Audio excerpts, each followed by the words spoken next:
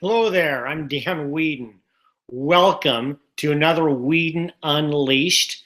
I'm happy to be here. As you can see, I've changed venues. I've left the corporate office of my office, and I'm using my new MacBook to check out and see if I can do this in different places. And it certainly it certainly looks like I can. I see Dave's already said, what did Dan say when Captain Jack took off? Doggone. Yeah, very funny. I said something a little bit differently, or a little different. Thanks, Dave. I think you're probably on. I saw that you were going to be, and hopefully we have a few others on. If you are not on live, you can certainly watch this on YouTube, and that's probably what you're doing right now. So yes, I'm trying out a new location here in my house, and give you a little bit of a different point of view, different angles. I have both dogs here. Captain Jack sleeping on the other end. We'll see if he makes his entrance here or not today. So it is Monday, August I think it's the 24th. We are now hitting a couple in a row of our Weedin Unleashed, which is just about every Monday, unless I'm traveling. And now it looks like I'll be able to use my MacBook for this now. But every Monday at noon Pacific, 3 Eastern, all times in between, I'll be doing this and talking a little bit about my extra points, which actually was Captain Jack's extra points. We're going to talk about his point of view, his POV, and what it was and how it was different than mine and how it can help you. A couple quick things, questions and answers on the side. I see Dave's already started putting a couple things on. Thanks, Dave. And you are welcome to as well if you are on live to put your questions and your comments there, and I will get to those. If you are watching this later and want to email me, dan@danweedin.com. In addition, you can subscribe to Extra Points, which is always going to be my topic. If you go to dan@danweedin.com, you can subscribe there. You can also email me and ask me, and I'll put you on there as well. So that's a lot of stuff right off the bat. One more logistical item. you're going to be seeing, if you are getting my newsletter, a couple things coming out regarding my 10 years, my 10-year anniversary. I'm very excited that in August of 2005, I founded Toro Consulting, and here I am a decade later, very excited, which means for you, that's not exciting for you. It is for me. But for you, there's going to be some cool things coming up. And so I want you to keep your eyes peeled for that. If you are not not on my email list, again, you can go to danweedin.com and subscribe. You can go to my blog, weedin360.com as well. I'll be posting things just the same. So anyway, enough of that. Let's talk about extra points. And Dave, I see you wrote a question. I'm going to get to that. Let me just summarize Captain Jack's story for the week, and I'll give it through my point of view. My wife Barb and I were going to take the dogs out for a walk. This was a week ago, Monday, and I had forgotten to do something, and she was turning around to make sure that I knew about it and wasn't going to do that again. And in so doing, she misstepped on our front porch a little bit and lost control of the leash. Well, Captain Jack took off. He was not completely unleashed, but he was free. And he took off straight up the hill, which is our regular walking pattern, our route. And he took off, and yes, as Dave said, I said, doggone. I said, that dog can still run fast, and he's out of here. He's gone. Well, Barb and Bella got into the car, and they decided to drive around. They kind of knew the direction he was headed, and I took off on a light jog after him, because this time I knew he wasn't completely unleashed. He's dragging this leash with a big handle on it.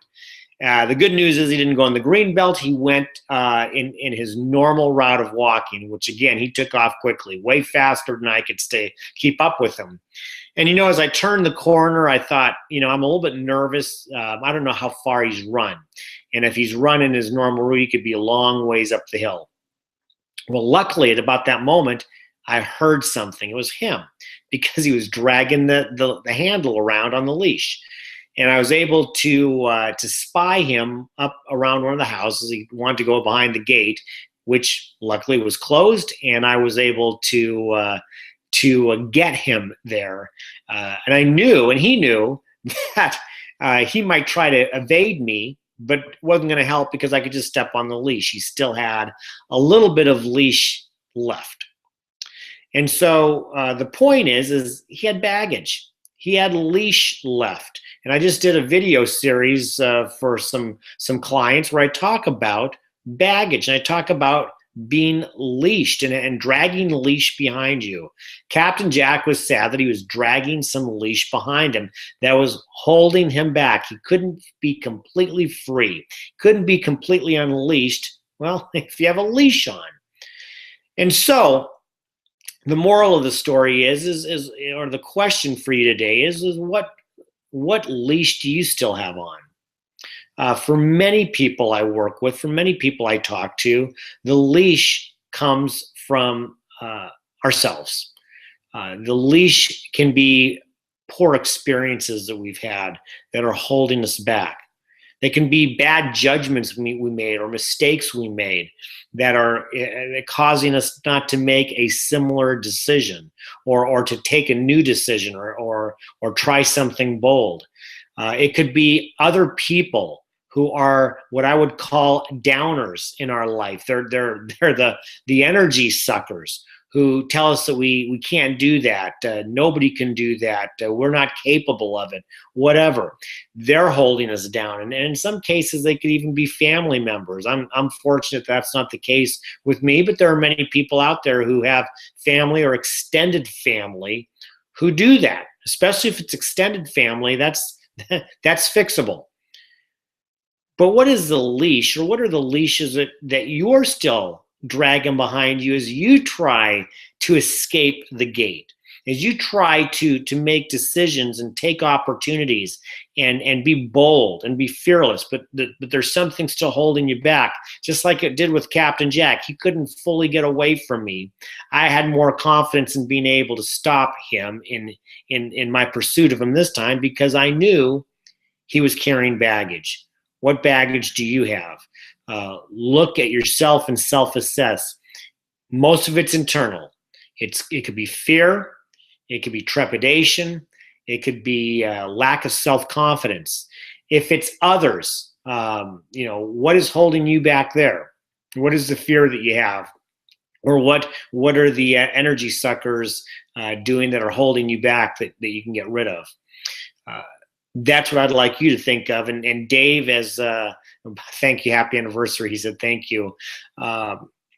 Dave's asked a question here, and I think it's a good one. I took a quick peek of it right before I started talking. What's the difference between a leash and a connection? Something that provides support or, if necessary, restraint to an entrepreneur. Let's talk about that. You're an entrepreneur. And you own a business, you own a practice, you are your own boss. What's that connection that might be providing support for you but you still can't unleash?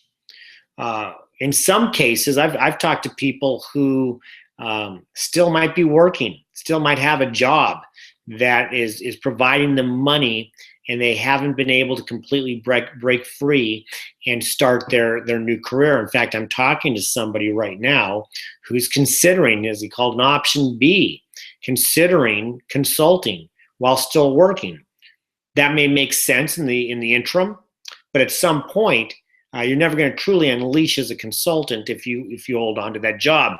You have to do something else. Money is usually financial considerations, usually the thing that is supporting your life personally, but could still be holding you back.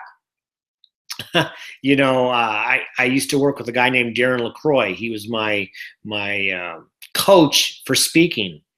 And he talked about this with me. He talked about for years, even after he won the World Championship of Public Speaking, he was trying to start a speaking career, trying to start a coaching career, which he does today, while still working. And it took him to realize he couldn't do both. one was holding him back. He had to break free. Just like Cortez, when he came to the New World, told everybody, we're burning the boats. We're either going to survive or die here, but we're burning the boats. So sometimes those things that are supporting you, if it's financial, you still have to at some point break free. If it's family that's supporting you but not fully, sometimes you have to have a conversation and a dialogue. They have to buy into you as well. So it's not only your own self-confidence, but it could be family. So there's support and there's restraint, and there is a connection, but you still ultimately have control. You still ultimately have the ability to either continue to be restrained or to let that go, even if it's something that you deem as good. I could not have started my business in August of 2005, yet still have been employed. It couldn't have happened, primarily because I was going into the same type of industry. Even though I wasn't competing, it wouldn't have worked. So at some point, you have to break free from that leash. All of us as entrepreneurs have both supports and restraints, and we have greater ability to do away with those restraints than we think we do. Dave, I hope that answered your question. I don't see any more on there. I have a couple of viewers. So if anybody else is out there, this is a great chance to ask a question, make a comment on anything that we've talked about today. Happy to do that, and that's what I'm here to do. So just I'll make a few other comments. We've been chatting here for about 15 minutes, which seems to be about the amount of time these episodes have been going. You can see the entire playlist under all of the episodes under the playlist Weedin Unleashed on my YouTube channel, which is easy to get to, danweedin.tv. You can see them all. You can binge watch if you'd like. I think they're getting better as they go along. But the bottom line is this: Captain Jack got away again. It's been a long time, but he got away, and he proved to us he still has a nose for adventure, and he's looking to break free. Even though we knew he'd come back, we didn't want anything to happen to him. We wanted him back. We wanted to help him out, but we had to bring him back. So, but we knew he can still do it. As a dog, he could still unleash himself and be gone. But as long as he was carrying that dead weight, it was always going to slow him down. And this time we knew we could catch him much faster because of it. The things that weigh you down will do so much faster, just like the leash did for Jack. It'll do so much faster for you in order to get to where you really want to go, where you really want to be in your career. Whether you're an entrepreneur or an executive or a manager, or whatever the case is, whatever your chosen career is, whatever your passion is, in order to be truly unleashed, you have to ditch the leash. It's part of the definition. I do not see any other questions or comments. I'm thankful that we have people watching today. Please keep coming back for more. We'll be back again next week. Even though we'll probably skip Labor Day in 2 weeks, but we'll definitely be back next week with another edition.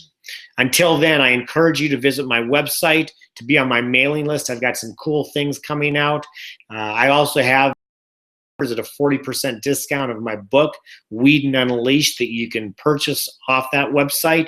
And so I encourage you to visit, take a look around, and enjoy yourself on there. For now, I wish you a great day and a great week, and I will look forward to seeing you all again on the next Weedin Unleashed next week, next Monday at 12 Pacific, 3 Eastern. Thanks. Ciao.